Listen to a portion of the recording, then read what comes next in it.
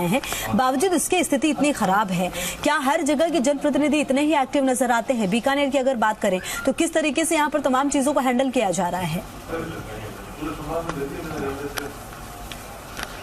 जी बिल्कुल, देखिए लगातार हम बात कर रहे हैं, कोरोना के आंकड़े बढ़ रहे हैं, उस पर बात कर रहे हैं, हम लगातार ये बता रहे हैं कि किस तरह से हॉस्पिटल में व्यवस्थाएं हैं। लेकिन जब जनप्रतिनिधियों की बात आती है तो देखिए बीकानेर से 3 बड़े मंत्री आते हैं। एक अर्जुन राम मेघवाल आते हैं, केंद्र में मोदी सरकार में मंत्री है, कैबिनेट में राजस्थान सरकार में डॉक्टर बीडी कल्ला है, साथ ही साथ भंवर सिंह भाटिया। देखिए हालांकि तीनों अपने अपने स्तर पर काम कर रहे हैं। लगातार अगर ऑक्सीजन भेजने की बात हो, अर्जुन राम मेघवाल लगातार केंद्र से ऑक्सीजन भिजवा रहे हैं, दूसरी तरफ बीडी कल्ला और भंवर सिंह भाटी लगातार मैराथन बैठकें जो है जिला कलेक्टर और जिला एसपी से लगातार बातचीत कर रहे हैं और उन्हें जानकारी ले रहे हैं कि किसी चीज की कमी नहीं आनी चाहिए। आप देखिए 800 बेड का जो हॉस्पिटल यहाँ पर जो है ऑक्सीजन बेड का जो शुरुआत की गई है उसको लेकर बीडी कल्ला लगातार बातचीत कर रहे हैं।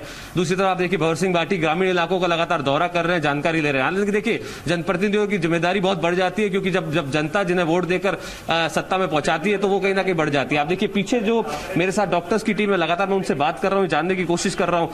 तो 2 लोग मेरे साथ जुड़े हैं। देखिए सबा का सबसे बड़ा पीबीएम हॉस्पिटल है, उसके डिप्टी सुपरिटेंडेंट मेरे साथ है, डॉक्टर गौरी शंकर जोशी मेरे साथ है, बातचीत करूंगा। बीकानेर शहर के बड़े नामों में डॉक्टर देवेंद्र चौधरी मेरे साथ है, बात करूंगा। सर, व्यवस्थाओं को लेकर कई सवाल खड़े हो रहे हैं, चूंकि फील्ड में आप लगातार है, सीएमएचओ डिपार्टमेंट आप देख चुके हैं, जो हालात बन रहे हैं, टेस्टिंग बढ़ाने की बात चल रही है, किस तरह से देखिए टेस्टिंग के लिए किसी भी मरीज को मना नहीं किया जा रहा है। जो भी सिम्टोमेटिक मरीज और अस्पतालों में आ रहे हैं उनकी सभी की टेस्टिंग के लिए कोई मना ही नहीं है और करवा भी रहे हैं। और रोजाना जैसा आप देख रहे हैं सभी को, और सभी प्रकार की व्यवस्थाएं, जहां तक स्टाफ की कोई कमी नहीं है। अभी तक हमारे पास बेड्स भी अवेलेबल हैं और सभी तरह की दवाइयां भी अवेलेबल है।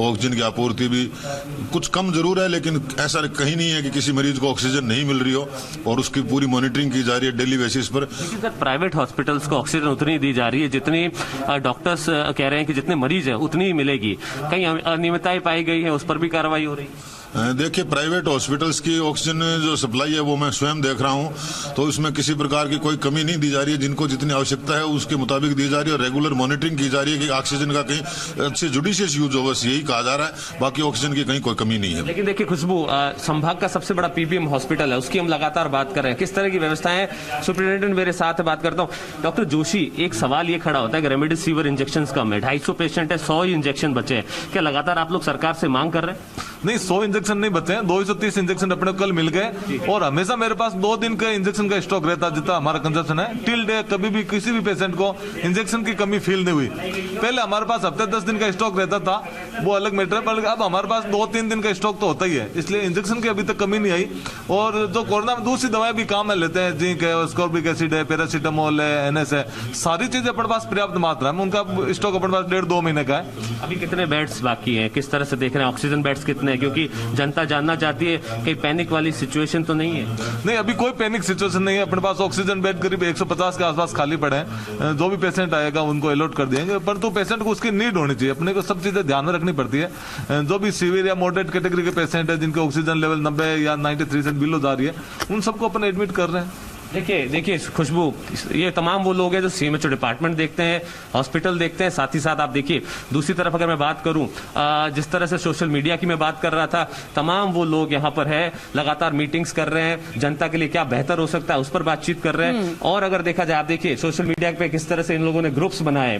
डॉक्टर नवल, सोशल मीडिया एक बड़ा माध्यम हो गया है, लोग डरे ना, उसको लेकर जानकारी उन तक मिलती रहे। जो लोग हॉस्पिटल नहीं आना चाहते, माइल्ड है, जिन्हें जो ज्यादा संक्रमण इलाकों में नहीं आना चाहते, उसको लेकर आपने किस तरह से तैयारी की?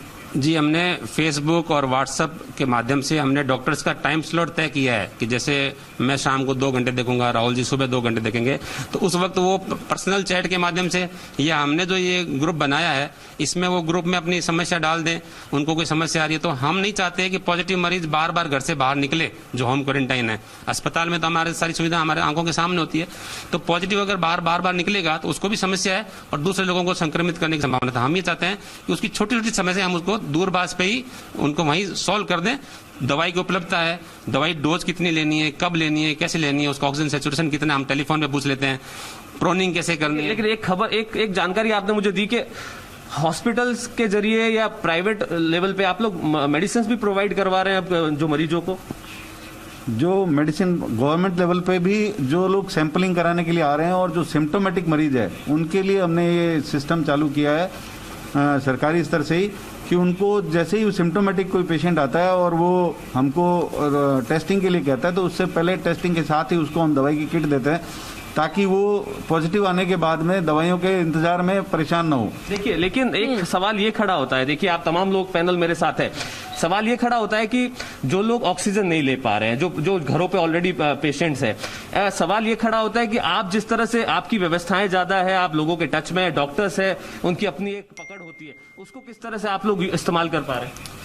नहीं, जो देखो घर पे जो व्यक्ति है उनको खाली कन्विंस करना होता है कि आपको कब बाहर निकलना है, कब नहीं निकलना है। एक बार जैसे व्हाट्सएप पे है या इसी चीज़ पे या कोई फ़ोन पे पूछता है कि डॉक्टर साहब मेरे तो ऑक्सीजन इतनी कम हो रही है, मैं तो दिखाने आ रहा हूँ या अस्पताल जा रहा हूँ, तो उसको हम बताते हैं कि भैया इतने में ज़रूरत नहीं है, तुम ऐसे ऐसे ऐसे ये करो तो थोड़ा सा सुधार होएगा।